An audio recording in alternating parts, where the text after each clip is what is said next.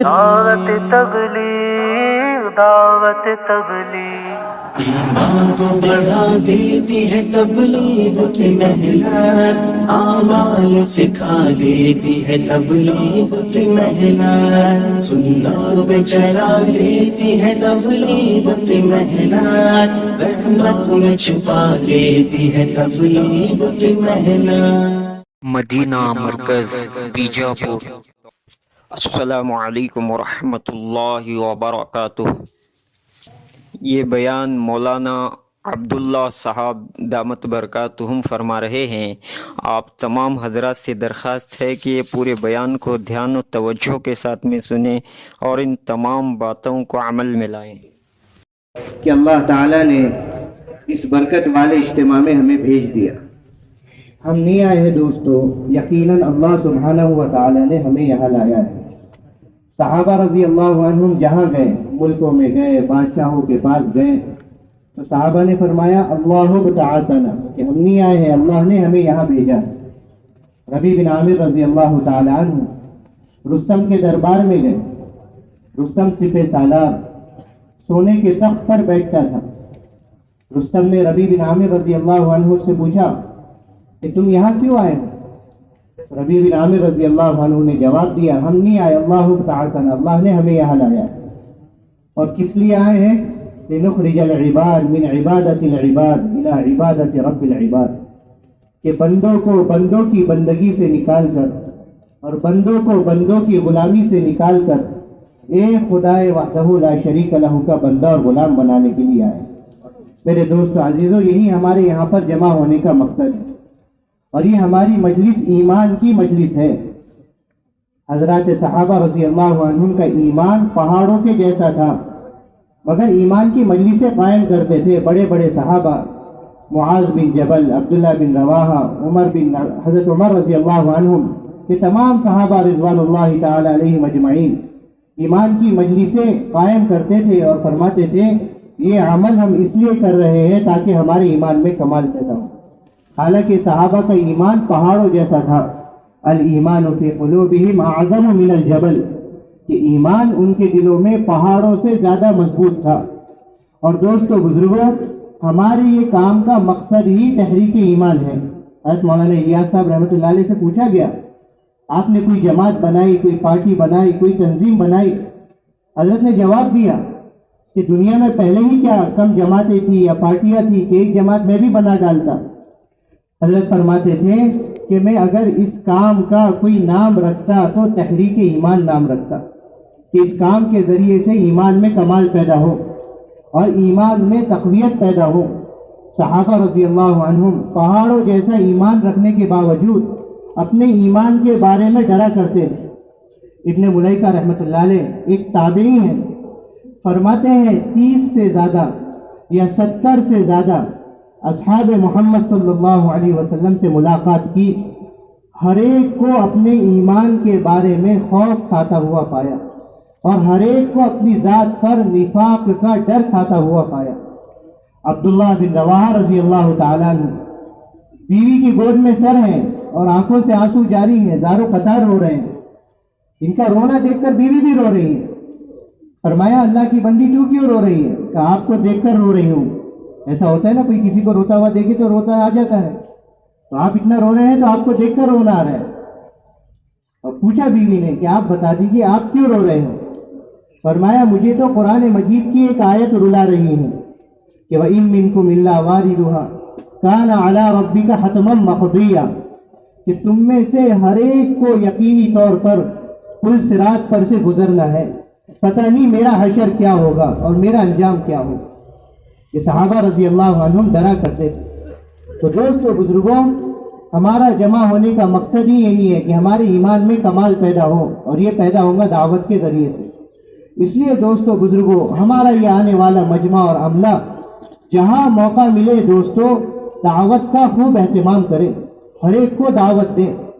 دعوت کے ذریعے سے ایمان میں کمال پیدا ہوگا اور ایمان میں تقویت پیدا ہوگی۔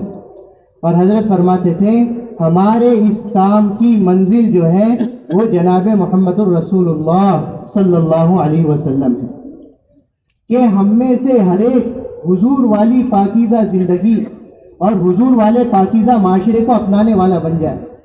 حضرت مولانا علی میاں ندوی رحمۃ اللہ علیہ فرمایا کرتے تھے، دنیا میں لوگ سمجھتے ہیں کہ ان کی ترقی آگے جانے میں ہے، اور یہ حضرت محمد صلی اللہ علیہ وسلم کی امت ہے کہ اس کی ترقی پیچھے جانے میں، اور یہ اتنا پیچھے چلی جائے، اتنا پیچھے چلی جائے کہ حضرت مولانا یوسف صاحب رحمۃ اللہ علیہ فرمایا کرتے تھے کہ حضور صلی اللہ علیہ وسلم اپنی وفات کے وقت امت کو باعتبار عبادت، باعتبار دعوت، باعتبار معاشرت جس سطح پر چھوڑ کر چلے گئے تھے، امت دوبارہ اس سطح پر آ گئی۔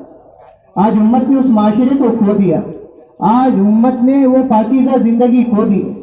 حضور صلی اللہ علیہ وسلم کا وصال ہو گیا۔ حضرت انس رضی اللہ تعالیٰ عنہ مدینہ منورہ چھوڑ کر ملک شام چلے گئے۔ کچھ سالوں کے بعد آئے تو زاروں قطار لوگ رونے لگے۔ لوگوں نے پوچھا کہ آپ کیوں رو رہے ہو؟ فرمایا اب ہم اس حالت پہ نہیں رہے جس حالت پر حضور صلی اللہ علیہ وسلم ہمیں چھوڑ کر گئے۔ ایک پاکیزہ زندگی آپ دے کر گئے۔ مولانا یوسف صاحب رحمۃ اللہ علیہ فرمایا کرتے تھے کہ جو قوم اپنی معاشرت پر مجتمع نہیں ہوتی وہ قوم مردہ ہو جاتی، وہ قوم مردہ ہو جاتی۔ اس لیے حضرت فرماتے تھے پہلے ارتداد معاشرے میں آئے گا، پہلے ارتداد معاشرے میں آئے گا، پھر اعضاء و جوارح سے نکلنے والے اعمال میں ارتداد آئے۔ اس لیے دوست عزیزوں، ایک عالم دین نے لکھا ہے اپنی کتاب میں کہ کیسی عجیب بات ہے، کفار مکہ نے تو حضور صلی اللہ علیہ وسلم کو مکہ سے نکالا تھا، مگر آج ہم مسلمانوں نے اور اچھے اچھے دیندار گھرانے، ہم نے حضور صلی اللہ علیہ وسلم کی پاکیزہ زندگی کو اور ہم نے حضور صلی اللہ علیہ وسلم کی پاکیزہ معاشرت کو اپنے گھروں سے نکالا۔ انہوں نے تو حضور کو مکہ سے نکالا تھا اور ہم نے آپ کی زندگی اور آپ کی معاشرت کو اپنے گھروں سے نکالا۔ اس لیے حضرت سلمان فارسی رضی اللہ تعالیٰ عنہ شاہی دسترخوان پر بیٹھے ہوئے اور کھانا کھا رہے ہیں اور لقمہ گر گیا تو اسی وقت لقمہ اٹھا کر کھا لیا۔ کسی نے ٹوکا آپ یہ کیا کر رہے ہیں؟ یہ شاہی دسترخوان ہے، یہاں بڑے بڑے لوگ بیٹھے ہوئے ہیں۔ حضرت سلمان فارسی رضی اللہ تعالیٰ عنہ نے جواب دیا اترکو سنت حبیبی صلی اللہ علیہ وسلم لہؤلاء الحمقاء، کیا ان احمقوں کی وجہ سے اور ان بیوقوفوں کی وجہ سے میں میرے حبیب صلی اللہ علیہ وسلم کی سنت کو چھوڑ دوں، آپ کے پاکیزہ طریقے کو چھوڑ دوں؟ اس لیے دوست عزیزوں، ہماری منزل حضور صلی اللہ علیہ وسلم والی زندگی اور حضور صلی اللہ علیہ وسلم والا معاشرہ۔ آج دیکھیں باطل نے اپنے معاشرے کو ایسے ممالک، پسماندہ ممالک جہاں پر کھانے کے لیے لوگوں کے پاس غذائیں نہیں ہے، پہننے کے لیے کپڑا نہیں ہے، کسمہ پرسی میں اور غربت میں زندگی گزارتے ہیں، مگر باطل نے اور اہل باطل نے آج اپنے معاشرے کو وہاں پر زندہ کر کے رکھ دیا۔ میرے دوستو بزرگوں، ہم طے کریں اس اجتماع سے انشاءاللہ، جیسے حضرت فرماتے تھے کہ ہمارا جمع ہونا صرف بیان تقریر کے لیے اور برائے اجتماع نہیں ہے، بلکہ ہمارا جمع ہونا تو بکھرنے کے لیے، اور ہماری محنت کا میدان سارا عالم ہے۔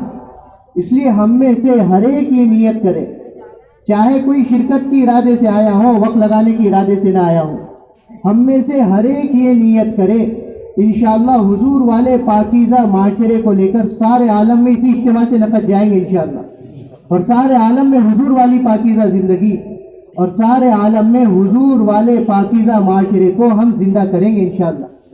اور دوستو بزرگوں، اس اجتماع میں بھی ہم ہر آنے والوں کا ذہن بنائیں اور لوگوں کی تشکیل کریں کہ کس طرح سے یہ حضور صلی اللہ علیہ وسلم والی پاکیزہ زندگی کو اپناتے ہوئے حضور والی زندگی کو لے کر سارے عالم میں پھرے، جیسے کہ صحابہ نے حضور صلی اللہ علیہ وسلم کی زندگی کو لے کر پھرا ہے اور سارے عالم میں گئے اور سارے عالم میں پھیل گئے، دنیا کے کونے کونے میں، چپے چپے میں۔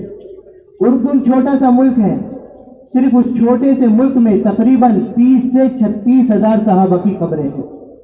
اس طرح سے ہمارا یہ مجمع بلند عزائم کرے۔ اور دوستو عزیزوں، ہماری توجہ ہر وقت اللہ سبحانہ و تعالیٰ کی طرف رہے۔ ہم آئے ہیں اللہ کی نسبت پر، اللہ کی دین کی نسبت پر، تو دوستو بزرگوں، ہمیں یہ طے کرنا ہے کہ اس اجتماع میں بھی اور پوری زندگی، موت تک، زندگی کی آخری سانس تک ہمیں اپنے معمولات کا اہتمام کرنا ہے، ورنہ دوستو بزرگوں دعوت کے تقاضوں کی وجہ سے اور مصروفیت کی وجہ سے کبھی کبھی ایسا ہوتا ہے کہ معمولات ہمارے فوت ہو جاتے ہیں، انفرادی اعمال میں کمی آ جاتی ہے، تسبیحات میں کمی آ جاتی ہے، تلاوت میں کمی آ جاتی ہے، مسنون دعاؤں میں کمی آ جاتی ہے، ذکر و دعا میں کمی آ جاتی ہے۔ اس لیے دوستو بزرگوں یہ انفرادی اعمال اور یہ معمولات اور یہ تسبیح تلاوت میرے دوستو بزرگوں یہ ہم کام کرنے والوں کے لیے تو پیٹرول اور ڈیزل کا درجہ رکھتے ہیں، جیسے کوئی گاڑی بغیر پیٹرول کے اور بغیر ڈیزل کے نہیں چلتی۔ میرے دوستو بزرگوں اسی طرح سے اس عظیم الشان کام کرنے والے اور محنت کرنے والوں کی یہ دعوت اللہ کی گاڑی میرے دوستو بزرگوں بغیر دعاؤں کے اور بغیر اللہ سبحانہ و تعالیٰ سے آہوازاری کیے بغیر اور بغیر ذکر و تسبیحات کے اور بغیر تلاوت کے میرے دوستو بزرگوں حقیقی معنی میں ہم اس کام میں چل نہیں سکتے، ورنہ تو ڈر ہے کہ دوسری خرابیاں ہمارے اندر پیدا نہ ہو جائے، عجب ہمارے اندر پیدا نہ ہو جائے، کبر ہمارے اندر پیدا نہ ہو جائے۔ کام کر رہے ہیں، سارے تقاضے پورے کر رہے ہیں، مگر تسبیحات کا اہتمام نہیں ہو رہا ہے، تلاوت کا اہتمام نہیں ہو رہا ہے، دعاؤں کا اہتمام نہیں ہو رہا ہے، تہجد کا اہتمام نہیں ہو رہا ہے، سنتوں سے ہماری زندگی آراستہ نہیں ہے، تو دوستو عزیزوں یہ زندگی دعوت کی محنت کے ساتھ بھی ہماری غفلت والی زندگی شمار کہلائی جائے گی اللہ سبحانہ و تعالیٰ کے نزدیک۔ اس لیے اللہ سبحانہ و تعالیٰ نے فرمایا کہ حقیقی ایمان والے کون ہیں کہ جن کے اندر 10 چیزیں پائی جاتی ہوں، جن کے اندر 10 خوبیاں اور 10 صفات پائی جاتی ہیں۔ کون سی وہ 10 خوبیاں اور 10 صفات ہیں؟ اللہ سبحانہ و تعالیٰ نے قرآن مجید میں فرمایا ان المسلمین والمسلمات والمؤمنین والمؤمنات، کہ مسلمان مرد اور مسلمان عورتیں اور مومن مرد اور مومن عورتیں، والقانتین والقانتات، اور اللہ سبحانہ و تعالیٰ کی فرما برداری کرنے والے مرد اور فرما برداری کرنے والی عورتیں، والصادقین والصادقات، سچ بولنے والے مرد سچ بولنے والی عورتیں، والصابرین والصابرات، صبر کرنے والے مرد صبر کرنے والی عورتیں، والخاشعین والخاشعات، اللہ سبحانہ و تعالیٰ سے ڈرنے والے مرد اور اللہ سبحانہ و تعالیٰ سے ڈرنے والی عورتیں، والمتصدقین والمتصدقات، صدقہ کرنے والے مرد اور صدقہ کرنے والی عورتیں، والصائمین والصائمات، اور روزہ رکھنے والے مرد اور روزہ رکھنے والی عورتیں، والذاکرین اللہ کثیرا والذاکرات، اور اللہ سبحانہ و تعالیٰ کا بہت زیادہ کثرت سے ذکر کرنے والے مرد اور کثرت سے ذکر کرنے والی عورتیں۔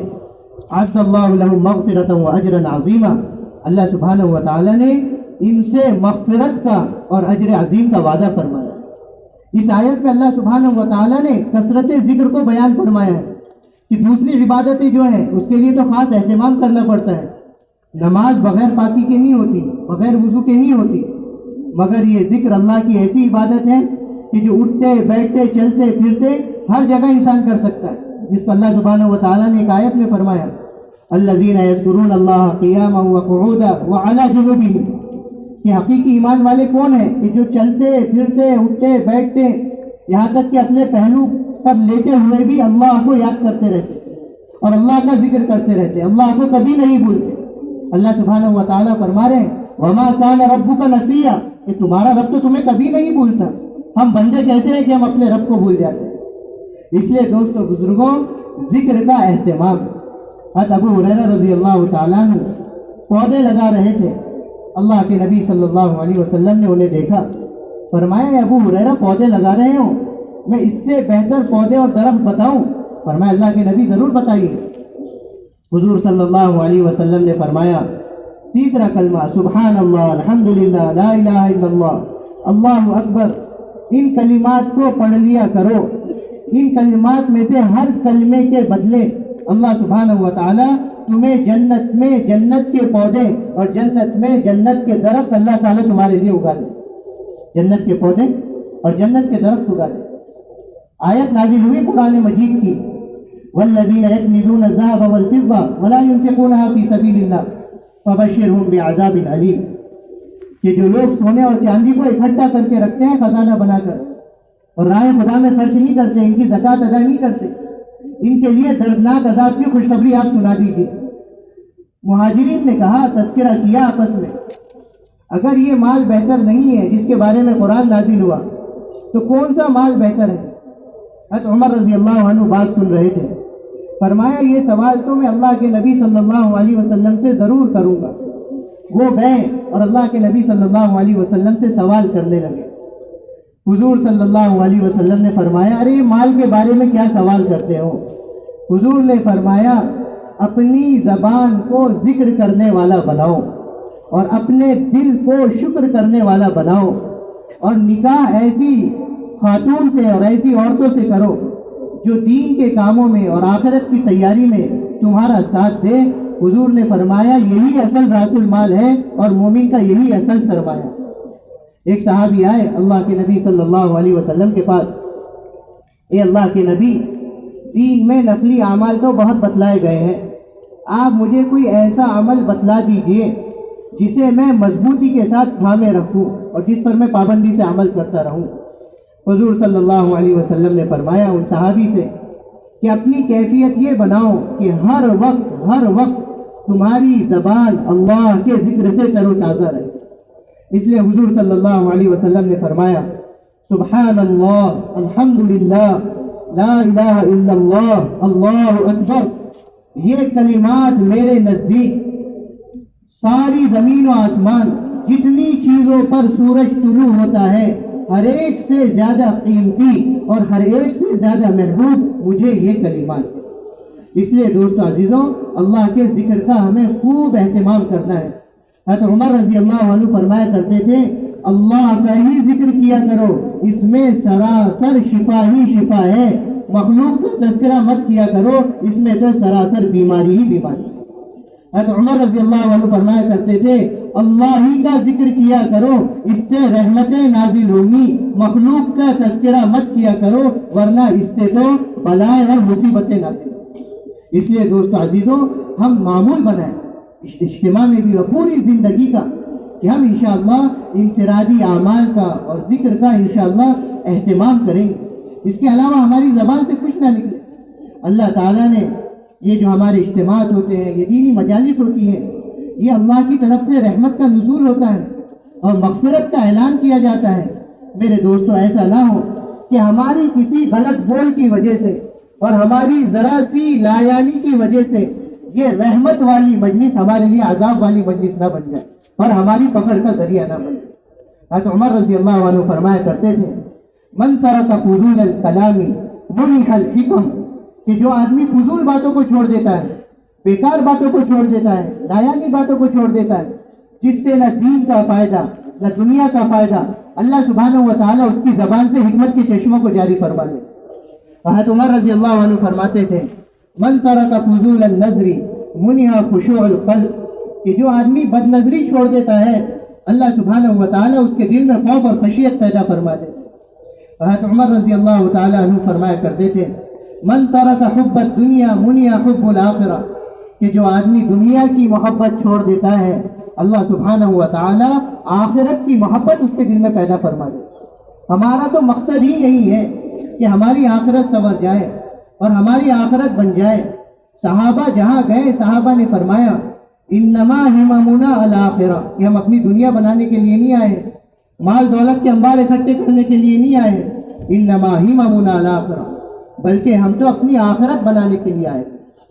تو یہ فرماتے تھے حضرت عمر رضی اللہ عنہ، اور فرماتے تھے من ترک فضول الطعام منح لذت العبادہ، جو آدمی ضرورت سے زیادہ کھانا چھوڑ دیتا ہے، ہاں اتنا جتنی ضرورت ہے، ضرورت سے زیادہ کھانا چھوڑ دیتا ہے، اللہ سبحانہ و تعالیٰ عبادت کی لذت اسے عطا فرماتا ہے۔ آج عبادت کرتے ہیں مگر نمازوں میں دل نہیں لگتا، تہجد میں دل نہیں لگتا، قرآن مجید پڑھنے میں مزہ نہیں آتا۔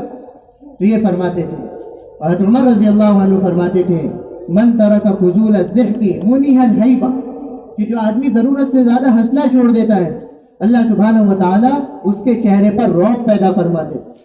حضور صلی اللہ علیہ وسلم کہہ نہیں لگاتے تھے، آپ صلی اللہ علیہ وسلم کے بارے میں ضرور ہے ضحاکا بسامن، آپ ہر ایک سے مسکراتے ہوئے ملتے تھے، ہر ایک سے اچھی طریقے سے ملتے تھے خندہ پیشانی کے ساتھ، مگر کہہ نہیں لگاتے تھے۔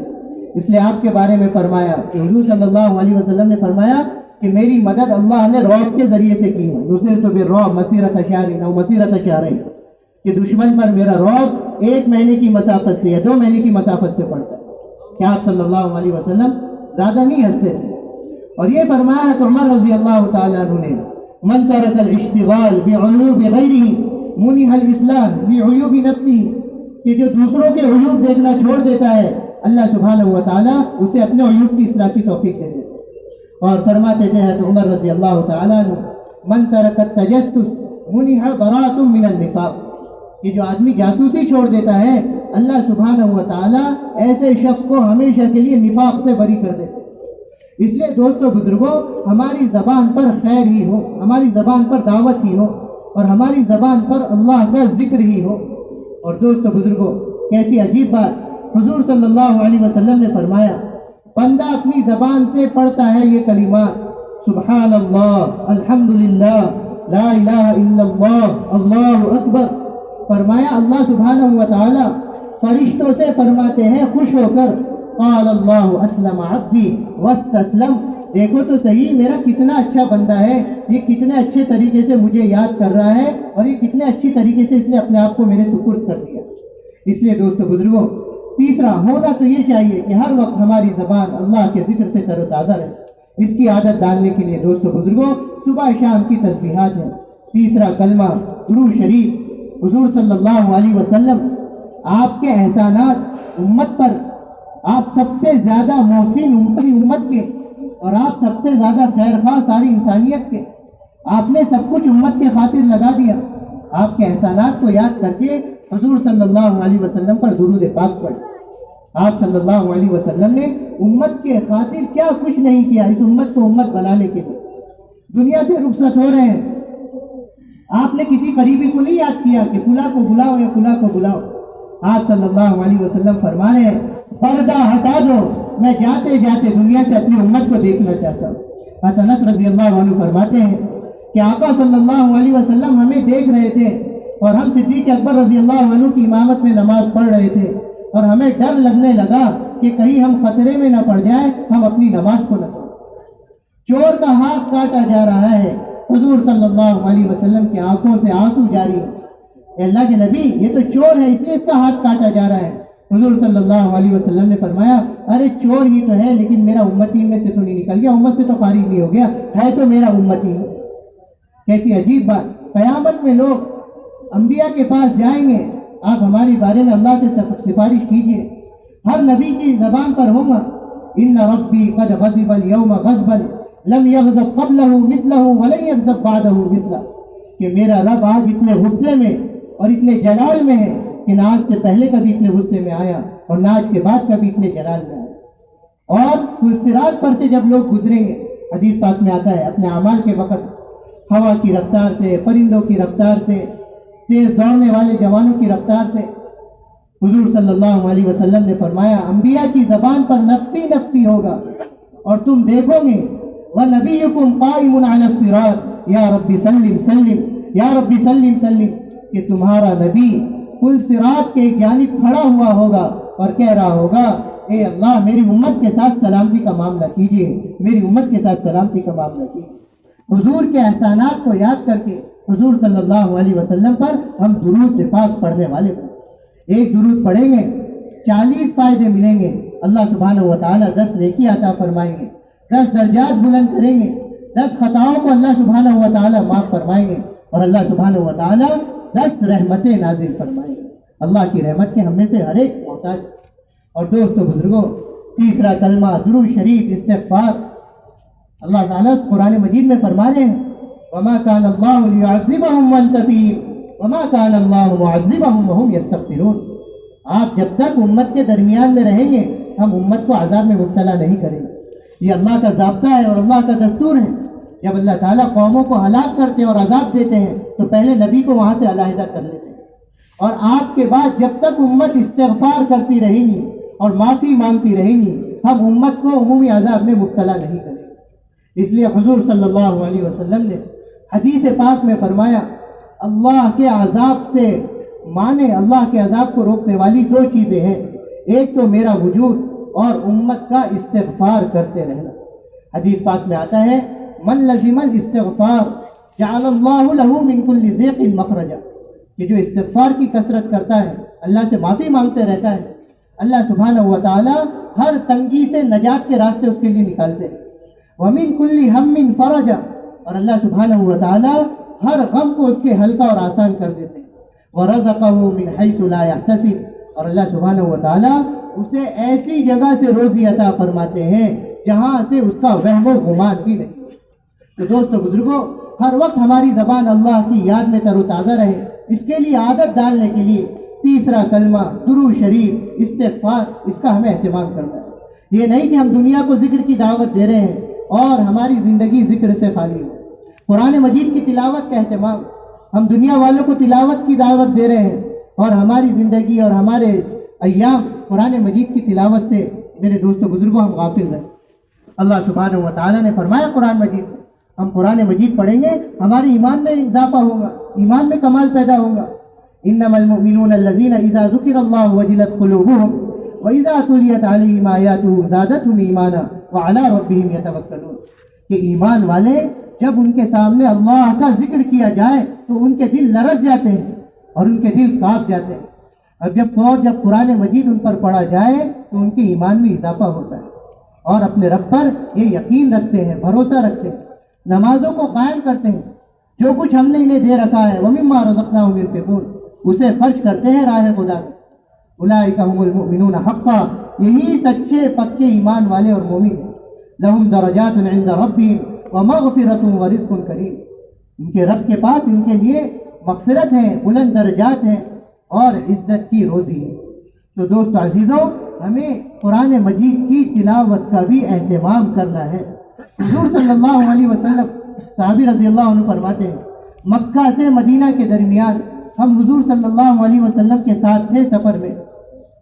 حضور صلی اللہ علیہ وسلم سے کچھ لوگ ملنے آ گئے تو حضور صلی اللہ علیہ وسلم نے ملاقات کرنے سے انکار کر دیا۔ حضور صلی اللہ علیہ وسلم نے فرمایا، میرا جو معمول تھا قرآن مجید پڑھنے کا وہ معمول ابھی باقی ہے، پہلے میں اس معمول کو پورا کروں گا پھر ان سے ملاقات کروں گا۔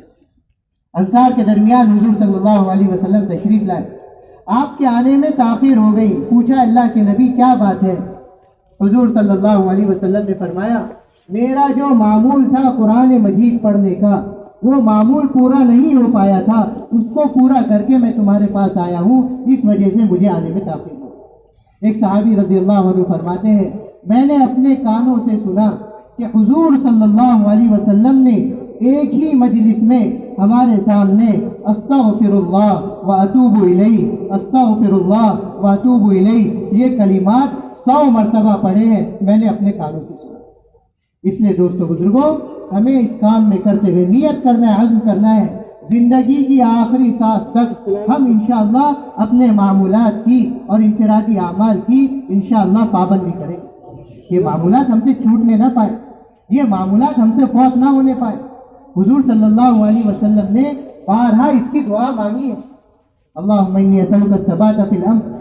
حضرت شداد بن اوس رضی اللہ تعالیٰ عنہ جا رہے تھے سفر میں، شاگردوں سے کہا، تھک گئے سفر کرتے کرتے، لاؤ بھائی دسترخوان بچھا لو، کچھ کھا لے، کچھ مزے کر لے۔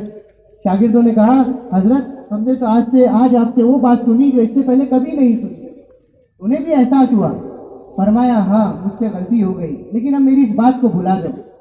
حضور صلی اللہ علیہ وسلم نے مجھے ایک دعا سکھلائی تھی اور چند کلمات سکھلائے تھے، اور حضور صلی اللہ علیہ وسلم نے فرمایا تھا، جب لوگ سونے اور چاندی کو خزانہ بنا لیں تو تم ان کلمات کو خزانہ بنا لینا۔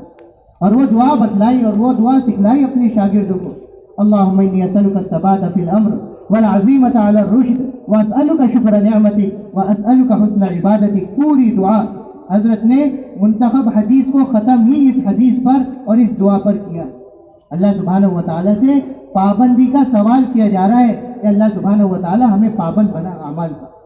اور دوستو بزرگوں، ہمیں تہجد کا اور رات میں اٹھ کر اللہ سے مانگنے کا خوب اہتمام کرنا ہے۔ صحابہ کی بنیادی صفت بتلائی گئی کہ فرسان فی النہار رہبان فی اللیل، کہ دن کے گھوڑ سوار تھے، دن میں ایک ایک کے پاس جاتے تھے اور ایک ایک کی خوشامد کرتے تھے، انسانیت کو اپنی محنت کا میدان بنا کر رکھا تھا۔ حضرت فرماتے تھے کہ حضور صلی اللہ علیہ وسلم کسی انسان کا حق اور کسی انسان کا مرتبہ اس سے کم نہیں سمجھتے تھے کہ اسے اللہ کی طرف دعوت، اللہ کا تعارف کرے۔ تو دیوانہ وار صحابہ محنت کرتے تھے، فرسان فی النہار، کہ دن کے گھوڑ سوار تھے، اور محنت کیسی تھی؟ جان توڑ محنت۔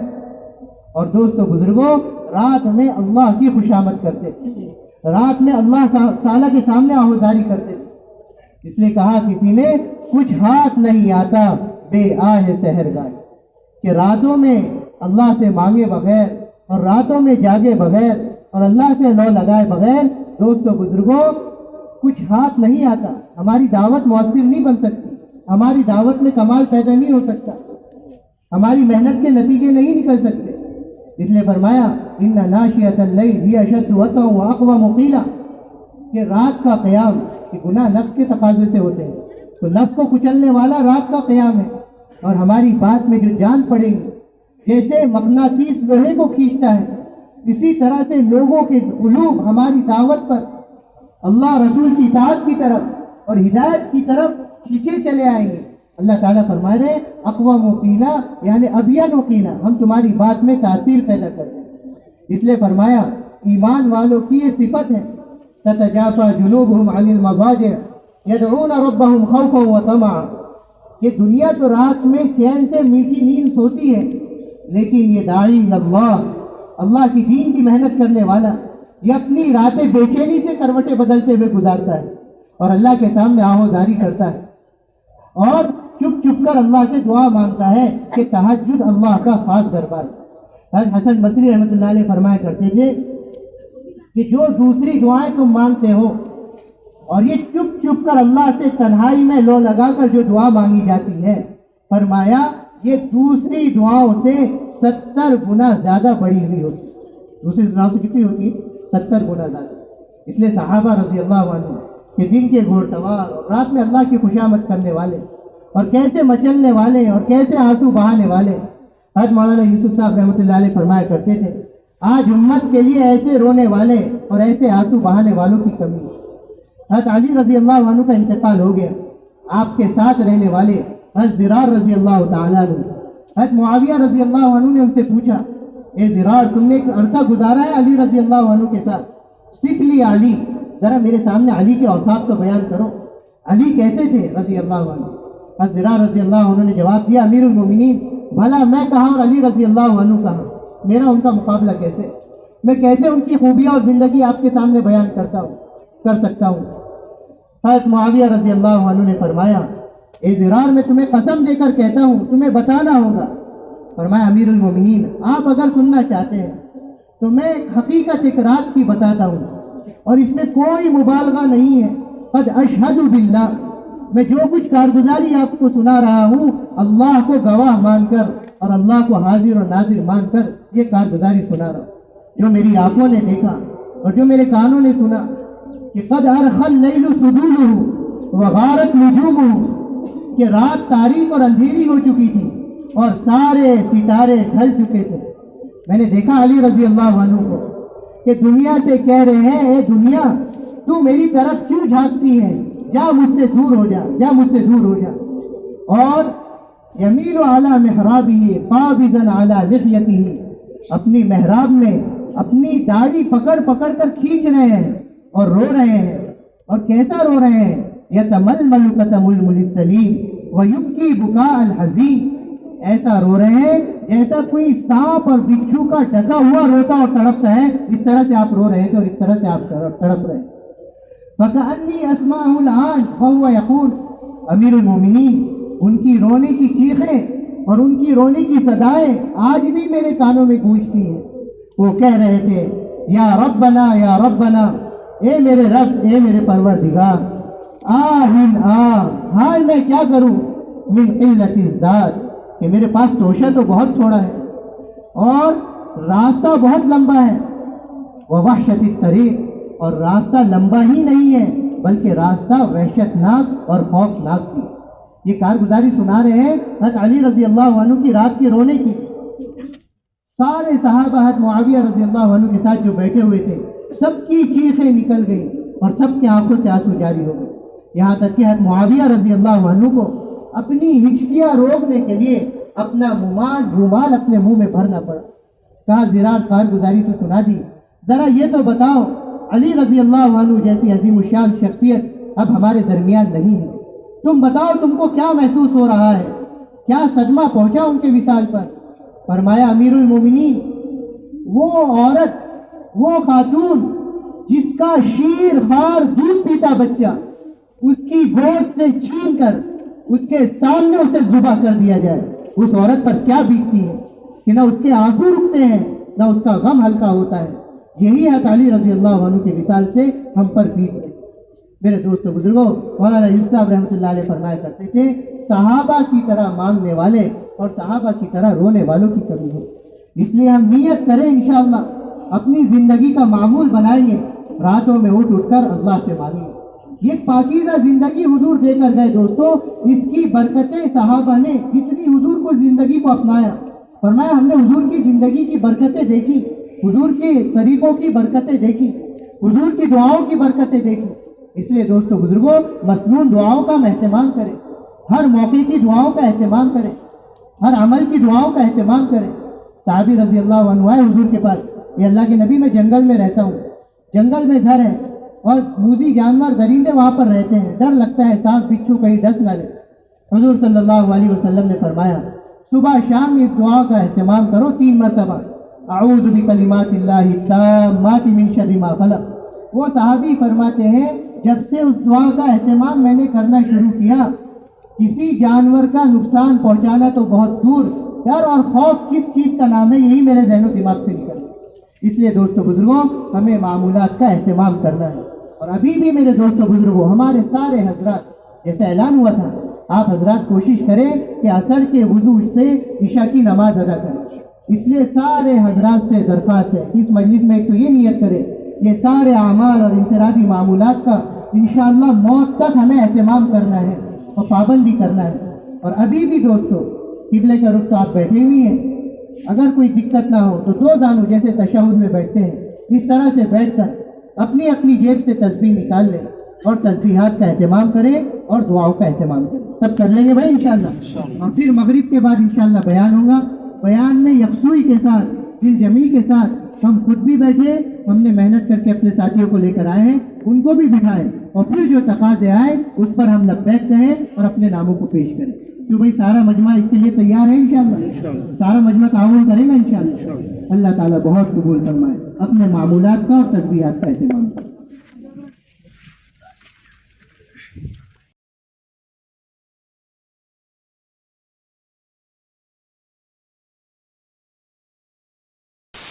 اللہ رب العزت ہم سب کو ان تمام باتوں پر عمل کرنے کی توفیق عطا فرمائے.